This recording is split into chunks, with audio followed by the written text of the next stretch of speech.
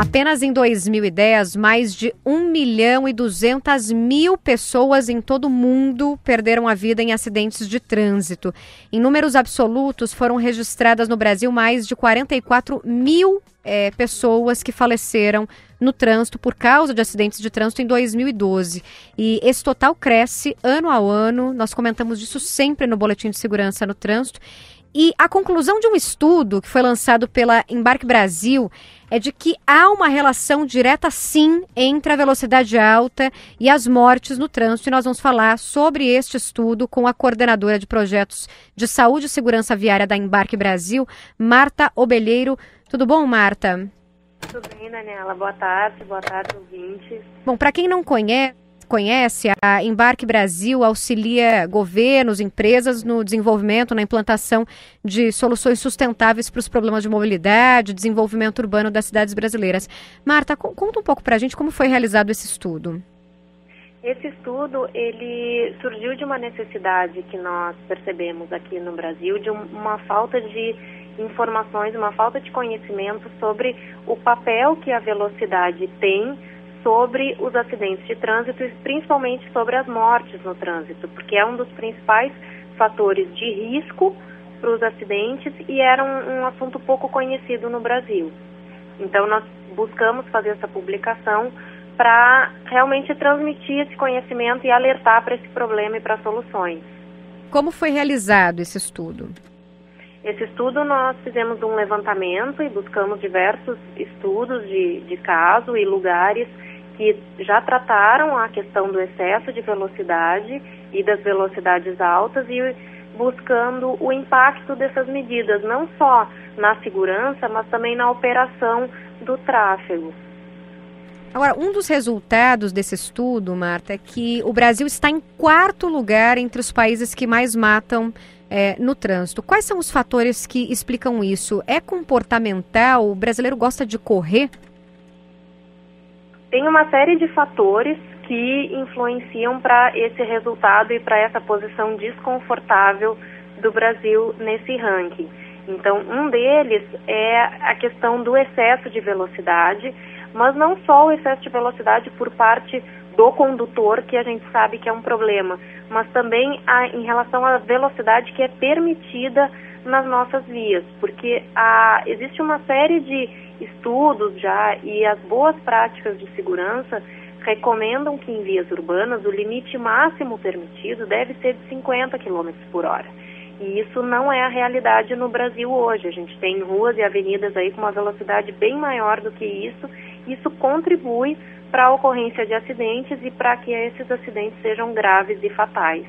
A simulação de diminuição de velocidade e impacto de mortes no trânsito, o que esses números eles mostram? Você diminuir um tanto de velocidade, o quanto isso impacta numa morte ou não morte, no trânsito? Isso, e o impacto é bastante significativo. Uma redução de 5% na velocidade média do tráfego, ela pode reduzir em até 30% os acidentes fatais. E isso a gente está falando aí são os acidentes que levam à morte e entre outros tantos que causam vítimas, pessoas ficam feridas e os acidentes com danos materiais também. Então, só olhando para os fatais, a redução é de 30%, com uma redução de 5% na velocidade média. Bom, São Paulo está passando por uma mudança de velocidade de várias vias há alguns anos já e os próximos serão 2 eixos principais da cidade, que é a Marginal do Tietê e a Marginal do Pinheiros, vão ter redução de velocidade até junho. Esse processo de redução da velocidade, Marta, para evitar mortes no trânsito, já é uma realidade consolidada fora do Brasil também? Os países já entendem isso como uma unanimidade, que isso deve acontecer? Sim, isso deve acontecer, isso é uma boa prática já reconhecida e estabelecida. Hoje, já 114 países adotam essa recomendação de um limite máximo de velocidade de 50 km por hora em vias urbanas. E o importante é ressaltar também, Daniela, é que o que São Paulo está fazendo é uma tendência mundial nas cidades. Hoje, o Código de Trânsito brasileiro, ele recomenda uma velocidade, mas as cidades do Brasil, elas têm autonomia para escolher e decidir a velocidade que vai ser regulamentada nas suas vias. Então, independente da questão de legislação que existe hoje no Brasil em relação à velocidade, as cidades e o poder público têm autonomia para tomar essa decisão que é tão importante e reduzir as velocidades. Bom, muitas pessoas acham que a redução da velocidade acaba atrasando a viagem do motorista. Ele perde muito tempo no trânsito por causa da redução na velocidade. Mas a diferença é muito pequena no tempo, não é, Marta? Tem estudos, inclusive, que comprovam isso. Exatamente. Ela é uma preocupação comum, mas as experiências de redução de velocidade pelo mundo mostram que não acontece um aumento nos congestionamentos. O que acontece é que os aumentos nos tempos de viagem, eles costumam ser muito pequenos e eles ocorrem fora do horário de maior movimento, do horário de maior congestionamento. E lembrando que em vias urbanas... Agora o terminal... Oi, desculpa, houve uma falha. Pode continuar. Desculpa. Em vias urbanas, o tempo de viagem dos motoristas, ele é muito mais influenciado por outras características da via, por semáforos, por interseções, por presença ou não de estacionamento, por outros motoristas trocando de faixa, por movimentos de conversão. Todas essas interrupções, elas acabam influenciando muito mais o tempo de viagem nas cidades do que o limite de velocidade que está em vigor. Pois é, na Austrália mesmo, estudos estimaram que teve uma redução de 60% para 50%, e isso adicionou só 9 segundos no tempo de viagem no deslocamento. No entanto, preveniu muitos acidentes, né?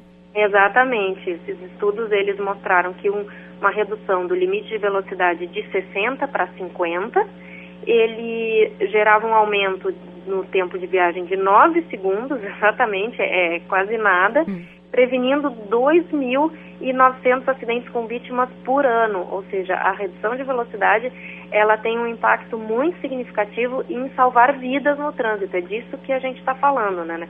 Quando a gente compara esse aumento tão pequeno no tempo de viagem com vidas que estão sendo salvas, a gente vê que não tem nenhum motivo para essa medida não ser adotada pelas cidades. Muito bem, conversamos com a Marta Obelheiro, que é coordenadora de projetos de saúde e segurança viária da Embarque Brasil. Marta, agradeço a atenção com a Rádio Sul América Trânsito e até uma próxima.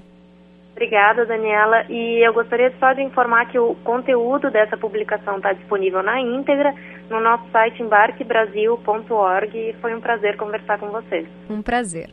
Agora, 1h33, e olha só, tem outros dados interessantes desse estudo. Por exemplo, o custo estimado dos acidentes de trânsito no Brasil em 2012 foi de 39 bilhões de reais. Isso inclui custo médico, hospitalar, dano material, perda de produtividade por causa do acidente. Como a Marta comentou, uma redução de 5% na velocidade resulta em 30% menos acidentes com mortes no trânsito. Em caso de atropelamento, a probabilidade de morte de um pedestre é maior do que 80% quando a velocidade de impacto é de 60 km por hora. Isso vai reduzindo drasticamente conforme a velocidade na via é reduzida também. E Peru, Bolívia, Venezuela e Uruguai têm um limite de velocidade na cidade de 40 a 45 km por hora e não passa disso. Em várias cidades, é essa a velocidade limite. Lembrando que nós vamos passar novamente por esse processo de redução na velocidade, e agora esse processo vai atingir 2 dos eixos principais da capital paulista. Marginal do Tietê e Marginal do Pinheiros vão ter redução do limite de velocidade. Isso deve acontecer até junho, segundo a Prefeitura e a CT.